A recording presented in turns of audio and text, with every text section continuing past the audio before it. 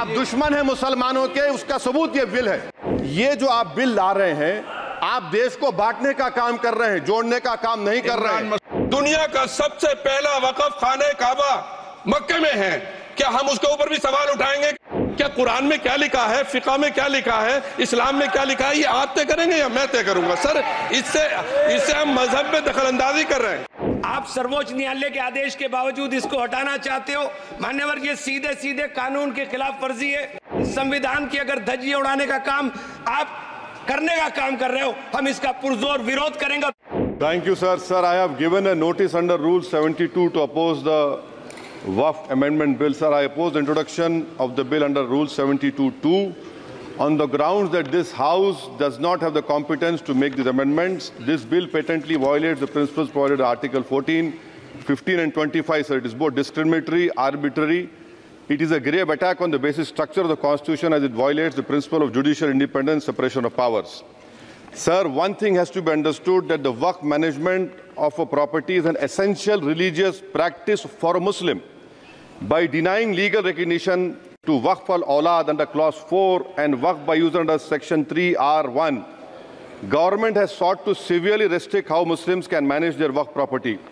Sir, in fact, Hindu endowment boards, I challenge, Hindu endowment boards are recognized even by usage and custom. Here you are asking for documentation.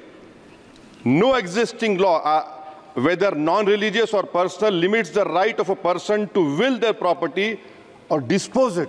But what you are doing over here, a Hindu can give through will his complete property to his daughter or son. I as a Muslim cannot do, I can only give 1/3. But what you are doing, I can gift, but I cannot give it in the name of Allah subhanahu wa ta'ala. Now you are stopping me from praying. Now what you are doing, you are restraining Waqf al-Awlad. That is not only discriminatory and violating Article 25, sir.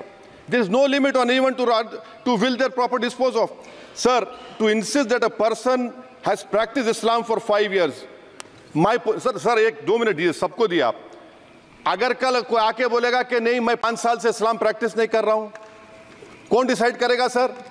और एक new convert है, does he has to wait for 5 years to give his property to Waqf? Isn't that violation of right to freedom of religion? Sir, another point, sir. Now, no such provision exists for Hindu endowment or Sikh Gurdwara Parbandhak Committee. Now, irony of the amendment, sir, is that non-Muslims can become member of CWC, SWB, but he cannot dedicate Waqf. Arbitrary. Why is arbitrary? Sir, existing law protected the status of registered Waqf properties. You have replaced that. By empowering collector to determine title, you are violating principle of rights of justice, that one may not be a judge in their own cause. Section 61. If DM says to Mutawalli, make this masjid as a government property, if does not listen, punishable offence. This is against separation of powers, part of which is basic structure. This bill excludes tribunal decisions from being final. If collector has been replaced by tribunal, and who's going to sit in the tribunal? A retired government judge and a retired government employee. How can the nominee be a part of this composition, sir? In our... Okay. आप detail में बोल देना officer. Sir मैं खत्म कर रहा हूं। Secondary level officers can be appointed technical members. 83 states that joint secretary added tribunal. Waqf properties, sir, are not public properties. By removing Waqf by user, this government wants to take over Dargah, Masjid and Waqf properties, sir. Take this example of 107. You have made it more difficult to be removed. Encroachment happens. Section 37 removes protection to Waqf properties. Section 40 prejudicial amendments. And the government is, sir, government बोल रही है। Sir मैं खत्म कर रहा हूं sir, आधा minute. Government कह रहे हैं कि हम महिलाओं को दे रहे हैं। मुझे यकीन है कि आप बिल्किस बानो को और ज़किया जाफरी को मेंबर बनाएंगे, मुझे यकीन है। मैं आपसे जानना चाह रहा हूं सर कि ये जो आप बिल ला रहे हैं, आप देश को बांटने का काम कर रहे हैं, जोड़ने का काम नहीं कर रहे हैं। आप दुश्मन हैं मुसलमानों के, उसका सबूत ये बिल है। मैं वाहिद आदमी हूं इस सदन में जिसमें 1 मैन कमेटी आपके द्वारा बनाई गई सरकार के, और मैं उसमें पेश हुआ 123 प्रॉपर्टी में। जस्टिस आर्यन ने जो रिपोर्ट पेश की, आज तक वक्फ बोर्ड को नहीं बताया गया, चूंकि वो आपकी मंशा के खिलाफ थी और गवर्नमेंट की मंशा के मुताबिक नहीं थी। 123 प्रॉपर्टी में जब मंशा के खिलाफ हमारे नहीं आई, मंशा के मुताबिक नहीं आई, तो हमने 2 मैन कमेटी बनाई और 2 मैन कमेटी ने भी कोई रिपोर्ट वक्फ बोर्ड को नहीं दी, जबकि वक्फ एक्ट जो है 1995 जो है वो पार्लियामेंट से पास शुदा है कि हम पार्लियामेंट के जो एहतराम है उसका नहीं कर रहे, उसके हुकूक का। इसी तरह से सर सूबाई हुकूमतों को इख्तियार दिया गया। सर हिंदू एंडोमेंट में जो कर्नाटका और तमिलनाडु में है वहां कोई मुस्लिम नहीं हो सकता, और 26 में आर्टिकल 26 का वायोलेशन है। 4 धाम में ये लिखा हुआ वाज़े तौर पर कि सिर्फ हिंदू होगा। बिहार उड़ीसा में भी यही लिखा हुआ है। पंजाब हरियाणा में गुरुद्वारा प्रबंधक कमेटी में सिर्फ सिख होगा ओनली, और ये उनका अधिकार है जिसको माना गया है। लेकिन मुस्लिम के साथ में यह अन्याय क्यों है? और सुन लीजिए सर मैं आपकी तवज्जो के चाहता हूं, दुनिया का सबसे पहला वक़्फ़ खाने काबा मक्के में है। क्या हम उसके ऊपर भी सवाल उठाएंगे कि वहां पर भी हमारा कोई हिंदू भाई हो? हम अपने वकार को, अपनी इज्जत को, अपने मुल्क की, अपने शान को, अपने संविधान को खुद अपने पैरों तले रौंद रहे हैं। और वक़्फ़ एक मुसलमानों का मजहबी अमल है, एक मजहबी फरीजा है। इससे उनको महरूम कॉन्स्टिट्यूशन के जरिए से भी कोई ताकत नहीं कर सकती। सर ये हम बहुत बड़ी गलती करने जा रहे हैं, जिसका खुमियाजा हमें अभी नहीं सदियों तक हम भुगतते रहेंगे, क्योंकि हम खुद अपने कॉन्स्टिट्यूशन को, संविधान को, उसकी पामाली कर रहे हैं। अगर हमें इस सिलसिले में, मैंने सर पूरा मैंने उसको मध्यम से पढ़ा है और मैंने पूरी 40 तरामीम जो उसमें गलत है उसको लिखकर जो है वो मैं लेकर आया हूं। सर इसके जरिए से सरकारी अमले को बाज़ाब्ता तौर पर यह हक आखिर तो कलेक्टर को दिया जा रहा है, सर्वे कमिश्नर के इख्तियारात खत्म किए जा रहे हैं। आखिर सर्वे कमिश्नर भी तो गवर्नमेंट ऑफ इंडिया का होता है। सर ऐसे कैसे कर सकते हैं हम? और फिर सर उसमें मेरे मजहब के मुतालिक चीजें हैं तो वो कैसे कोई दूसरा तय करेगा? क्या कुरान में क्या लिखा है, फिक़ा में क्या लिखा है, इस्लाम में क्या लिखा है, ये आप तय करेंगे या मैं तय करूंगा? सर इससे हम मजहब में दखल अंदाजी कर रहे हैं, इंटरफेरेंस ऑफ द रिलीजन कर रहे हैं। सर इस तरह के कवानीन से मुल्क की साख को नुकसान पहुंचेगा।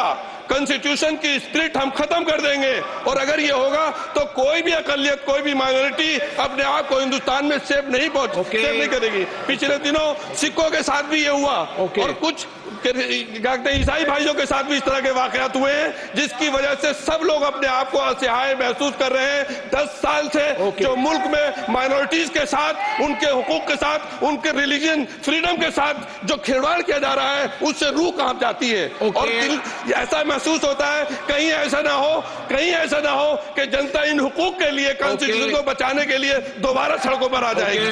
माननीय अध्यक्ष जी, मैं वक्फ संशोधन विधेयक 2024 को विरोध करता हूं। मान्यवर, हम लोग संविधान की कसम खा करके यहाँ आए और संविधान की धज्जियां इस विधेयक के अंदर उड़ाने का काम किया जा रहा है। आर्टिकल 15 के अंदर धर्म, नस्ल, जाति, लिंग, जन्म स्थान के आधार पर भेदभाव करने को, मान्यवर मैं आपकी हंसी को समझ रहा हूं, लेकिन ये बहुत गंभीर और महत्वपूर्ण विषय है। अभी हमारे माननीय सदस्य कह रहे थे कि मंदिर और मस्जिद के मसलों में फ़र्क नहीं कर पा रहे। मैं बताना चाहता हूं, वक्फ बोर्ड मस्जिदों का प्रबंधन करने का काम करता है। वक्फ बोर्ड के तहत ही मस्जिदें सारी की सारी आती हैं, और वक्फ बोर्ड की शक्तियों को आप ख़त्म कर करके डीएम राज ला करके उन तमाम प्रॉपर्टीज़ के ऊपर लगभग 8 लाख एकड़ प्रॉपर्टी पूरे देश के अंदर वक्फ बोर्ड के पास है। आप वक्फ बोर्ड की प्रॉपर्टियों को खुर्द-बुर्द कराने की जो साजिश लोग कर रहे हैं, उन साजिशों को बल देने का काम कर रहे हैं। साथ मैं आप माननीय अध्यक्ष जी आपसे कहना चाहता हूं कि आर्टिकल धारा 9 के तहत ये जो CWC संरचना में बदलाव किया गया है, मैं मान्यवर बताना चाहता हूं कि बंदोबस्ती प्रबंधन के अंदर जब दूसरे धर्म का व्यक्ति शामिल नहीं किया जा सकता, तो वक्फ बोर्ड के अंदर ये शर्त क्यों लगाने का काम किया जा रहा है? और आप अगर शर्त भी लगा रहे हैं तो मैं आपसे एक बात पूछना चाहता हूं कि जो कब्जे पर प्रॉपर्टी के ऊपर पूरे देश के अंदर वक्फ की प्रॉपर्टी के ऊपर कब्जे हुए हैं, उन कब्जों को कब्जा मुक्त करा करके अगर कानून लाते कि उनको कब्जा मुक्त करा के वहां पर हम लोग शिक्षण संस्थाएं चलाएंगे। जिस आदमी ने वक्फ की प्रॉपर्टी, वो प्रॉपर्टी इस नियत के साथ वक्फ के आने वाली नस्लों के अंदर राय खुदा के अंदर फलाह के काम किए जा सकते हैं। उन फलाही कामों के लिए उन फलाई कामों के लिए अगर इन अध्यक्ष जी 2 मिनट के लिए 2 मिनट अभी नहीं, 1 मिनट दे दीजिए, 1 सेकंड भी नहीं। श्री GM बाल योगी, नहीं, श्री GM हरीश बाल योगी। थैंक यू स्पीकर साहब। 1 मिनट को बात, हाँ खत्म कर, कंक्लूड कर। मैं माननीय अध्यक्ष जी कंक्लूड कर रहा हूँ 1 सेकंड के लिए। मैं इसके अंदर धारा 40 को माननीय अध्यक्ष जी हटाने का काम किया। इसके अंदर सर्वोच्च न्यायालय की सिविल अपील संख्या 7812 7814 ऑफ महाराष्ट्र राज्य वक्फ बोर्ड बनाम शेख यूसुफ भाई चावला अन्य के तहत प्रावधानों की जांच की धारा 40 के प्रावधानों की जांच की। अपने फैसले के पैराग्राफ 170 के अंदर बहुत स्पष्ट रूप से माना कि एक बहुत अच्छा कानून है। आप सर्वोच्च न्यायालय के आदेश के बावजूद इसको हटाना चाहते हो। मान्यवर, ये सीधे सीधे कानून के खिलाफ वर्जी है। हम कहना चाहते हैं कि संविधान की अगर धज्जियां उड़ाने का काम आप करने का काम कर रहे हो, हम इसका पुरजोर विरोध करेंगे और पुरजोर विरोध करने का काम करते हैं। बहुत बहुत धन्यवाद।